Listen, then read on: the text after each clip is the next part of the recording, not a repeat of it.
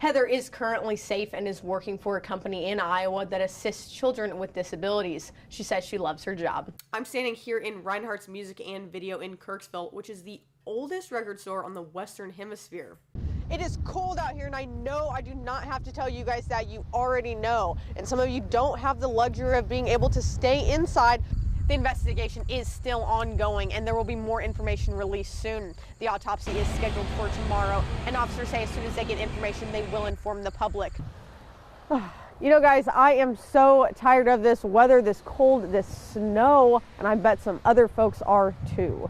And another unique thing about these paintings is that the first one in the collection is from 1966, and the last one is from 2004. His dad finished raping me, got up and was like, if I call you, if I text you, you're gonna come. You're gonna follow the directions of where I'm telling you to go and come.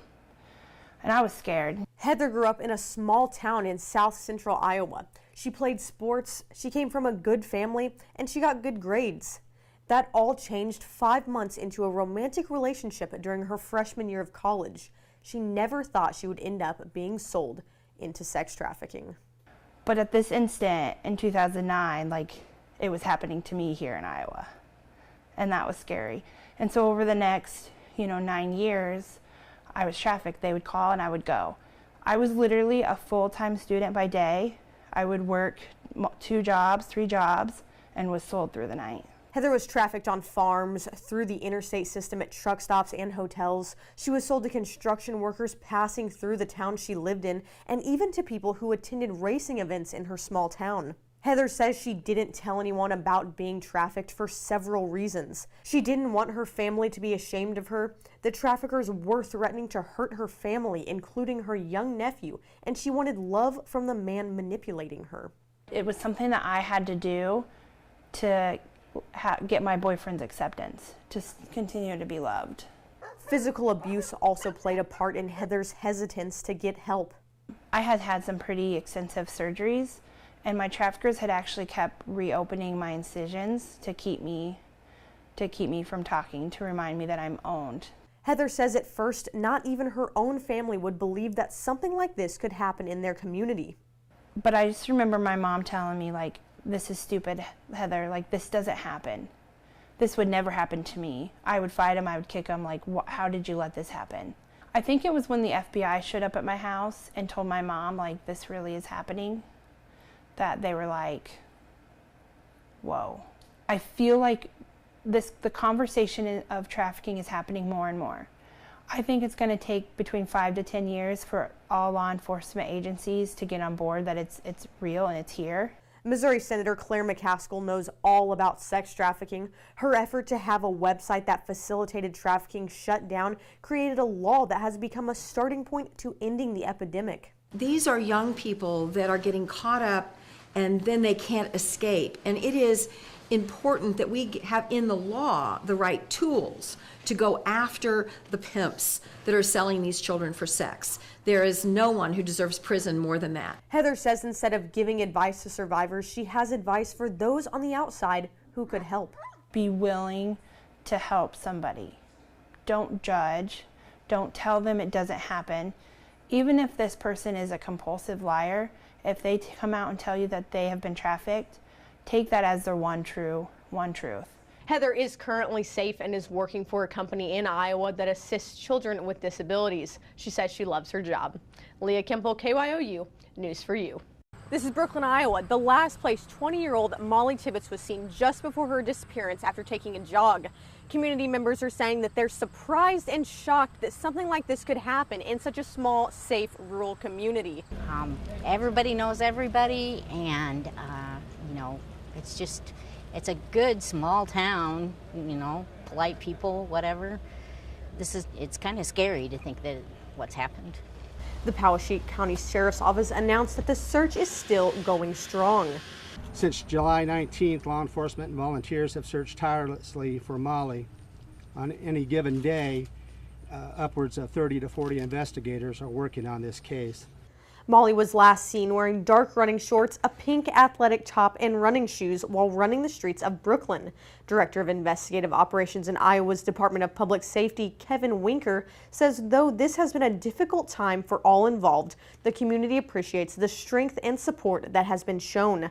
Our hearts go out to the Tibbetts family and the Brooklyn community.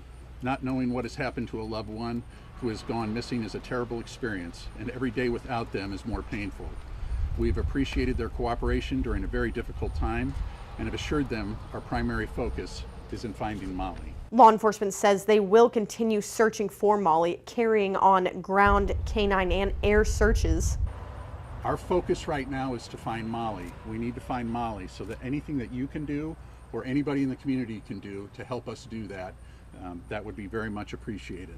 Joy Van Linshoe is using her print shop to get Molly's face out there because she says her hometown is one that helps people when they need it. Brooklyn is a tight-knit community full of people. We kind of raise each other's kids. It feels like just, it takes a village to raise one. And the Live Now printing shop is printing Molly's face on t-shirts, buttons, car magnets, yard signs, and anything else that can raise awareness to her disappearance. Something we never would have thought of happening in a community such as ours, but I also see how powerful such a small community can be, how we can get the word out there that Molly is missing and get her found. A whole community of people in Brooklyn, Iowa and the surrounding areas are saying they just want Molly home. Reporting from Brooklyn, Leah Kemple, KYOU, Fox News for You at 9. Lorelei Sampson and Amelia Eads were sitting in class one day when they got the urge to do a good deed that would impact all of Eisenhower Elementary. And I was like, maybe we should do something for like this whole school. Yeah, and I was asking her like, do you want to do anything for the school? And she was like, maybe we could do something for the library. And I was like, yeah, that would sound fun. After deciding the library needed new books, the girls wrote a letter to students and their parents explaining that they wanted to raise funds for books and any money was appreciated. Their goal of $300 was more than doubled. The girls now have $723 to choose books for the Eisenhower Library. They've already started picking some out. Like what we had to do, we had to like circle the books that we thought the school would like. The girls even sent out a survey to all the students to give their input on what they'd want. And we can't get all of them, but I know we'll get some of them ones that we know that everyone will like. The books are expected to be here by January, but it won't stop there. The girls are already planning their next fundraiser. And we're thinking maybe next year we're going to do something for PE. That's what I'm thinking. Yeah, PE. We agreed for next year for PE. Library media specialist Joni Nicholson says the act isn't a big surprise to her, but the impact has been. They're very compassionate young ladies and very smart and outgoing, and I was not surprised at them wanting to do something to help other people, but what is surprising is they're third graders and they're making such a big difference in their school.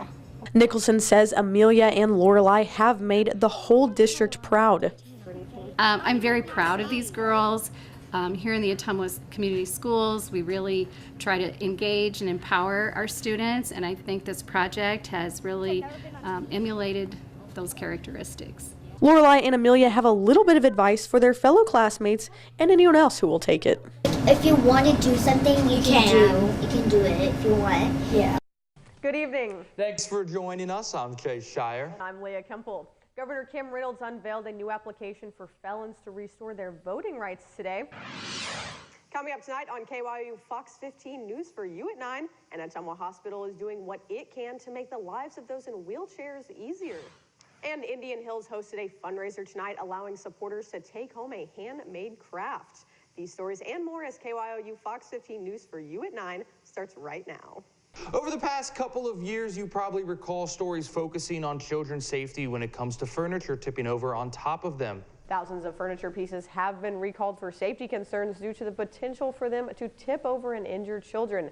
If you're of a certain age or watch old game shows on the Game Show Network, you're likely to know what Supermarket Sweep is all about. Well, a local charity, Whatsoever You Do, or WYD, is using that concept as part of a fundraising effort. And Iowa Senator Chuck Grassley also chiming in, saying ending the nonsensical ban on summertime sales of higher blends of ethanol is a no-brainer and a big victory for Iowa, Midwest farmers, and the country, as a whole.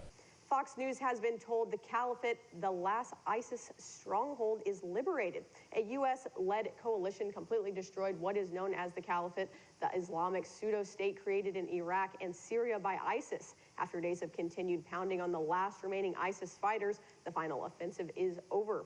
It's the first time in 5 days that gunfire has disappeared and bombs have stopped dropping. Troops are now bringing down the black flags of ISIS that were once flown over the town to instill fear. Most experts say ISIS is down, but not out. But that did not stop President Trump from touting the total defeat of ISIS when he announced to reporters at the White House yesterday that the Islamic State in Syria would be, quote, gone by tonight. A clearing operation is now underway in the town, and an announcement is expected soon.